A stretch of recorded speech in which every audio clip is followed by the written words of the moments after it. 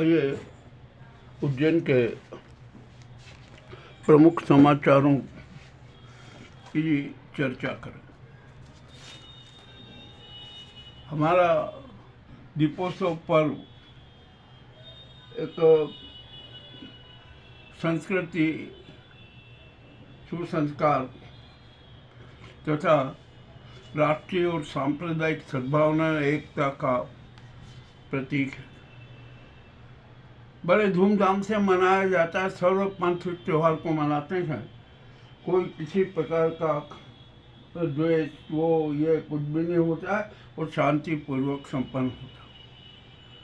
उज्जैन में भी दीपोत्सव पर्व का आगाज हुआ। अभी से पूजा अर्चना शुरू हुई।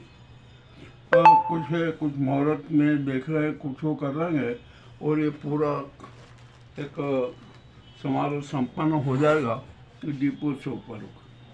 अब यहाँ पर एक बड़ा संशय बना हुआ है कि गोवर्धन पूजा कब होगी। इसके बारे में अभी जो कुछ समाचार प्राप्त हुए हैं कि वैष्णव मंदिरों में गोवर्धन पूजा और अन्नकूट कल होगा और शेष मंदिरों में अब परसों होगा। खैर जो भी हो, पर्व तो मनेगा।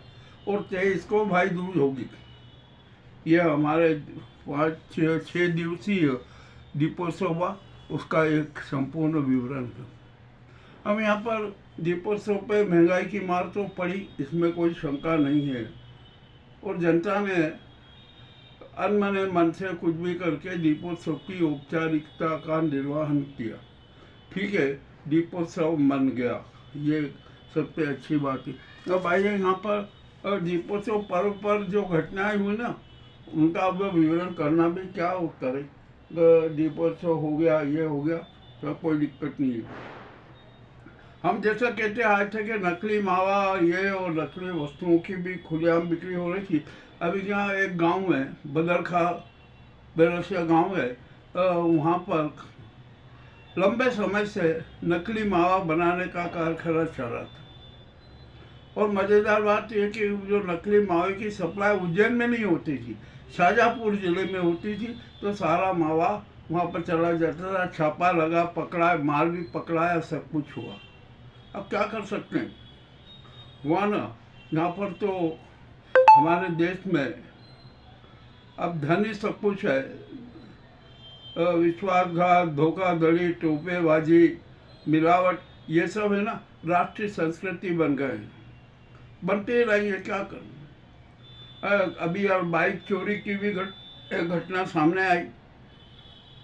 होती है तो चोरों का काम है। अब वहाँ फ्रीगंज में जो सजावट का सामान बेच रहे थे, 4 गुंडों ने उन पर हमला किया, तलवार से हमला किया। और जो भी कुछ हुआ ना, ठीक है, जो होना था वो हो गया। अब यहाँ पर जो महाकाल मंदिर में आज दीपोत्सव मना। सुबह वहाँ पर रूप चौदस मनाई गई। नरकासुर के वध का जिक्र आया, मन गया और महाकाल को महालक्ष्मी के रूप में सजाया गया। ये सारा क्रम पूरा हुआ। अब संध्या से दीपोत्सव की प्रक्रिया चालू हो गई। देव पूजन समारोह भी चालू हुए। अनेक संस्थानों में दोपहर के मुहूर्त में पूजा हुई। बाकी घरों में उसमें रात को हुई।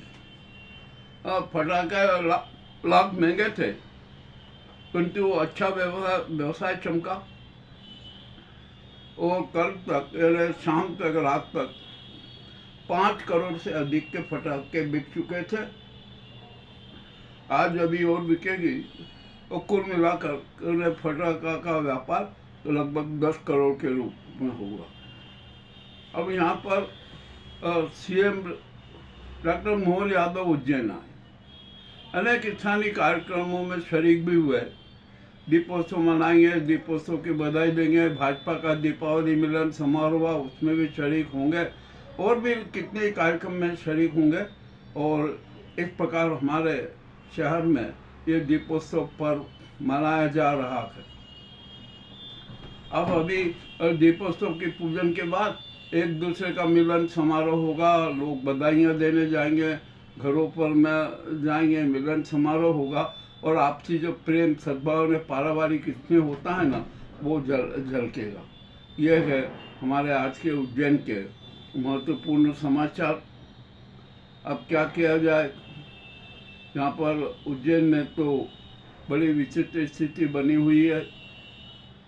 अब वहाँ पर शांति पैलेस के समीप में एक और क्या ब्रिज बनना है, उसका भी शुभारंभ हो चुका है और यहाँ पर अनेक प्रकार के होते हैं। और आज सबसे मज़ेदार बात यह है कि नरसिंह घाट पर गणेश मंदिर है, वहाँ पर अन्नकूट संपन्न हुआ। अच्छी बात है ना, बढ़िया होना चाहिए। जो भी है सब वो कम से कम एक सांस्कृतिक गरिमा तो दर्शाती है, सामने आती है, अच्छी परंपरा। एक यहाँ पर गज लक्ष्मी मंदिर, महालक्ष्मी मंदिर है, वहाँ पर भी दुग्धाभिषेक हुआ। जो भी हुआ यानी पूरा दीपोत्सव उत्साह पूर्वक मनाया। महंगाई की मार तो थी सही, किंतु लोगों ने बड़े उत्साह के साथ दीपोत्सव की औपचारिकता भी पूर्ण की। यह हमारे आज के उज्जैन के प्रमुख समाचार थे जो आपको प्रस्तुत है। और हम सबको, देशवासियों को और विश्व के सभी नागरिकों को और हमारे यहाँ के उज्जैन शहर के सभी नागरिकों को थीम न्यूज़ परिवार की ओर से हार्दिक हार्दिक बधाई, अभिनंदन, स्वागत। अब ग्रामीण अंचलों में भी दीपोत्सव की धूम है, वहाँ पर दीपोत्सव मनाया जा रहा है और अभी मनाएंगे। जब भी अच्छा है ना मनाए, कम से कम एक सांस्कृतिक एकता का प्रतीक तो है, सांप्रदायिक सद्भाव का प्रतीक तो है। और यहाँ पर दीपोत्सव के त्यौहार पर है ना, किसी प्रकार का वर्ग भेद नहीं होता है। हिंदू, मुस्लिम, सिख, ईसाई सभी अपने अपने ढंग से मनाते हैं। गुरुद्वारों में भी रोशनी होती है और गुरुदेव हरगोविंद जी की स्मृति में कार्यक्रम होता है, तो बहुत रोशनी होती है गुरुद्वारों में। अब यहाँ पर एक बात बड़ी आज जो विचित्र बात आई कि आखिरकार ये पटाखों का चलन हमारे भारत में तो था नहीं, ये चीन में जरूर था।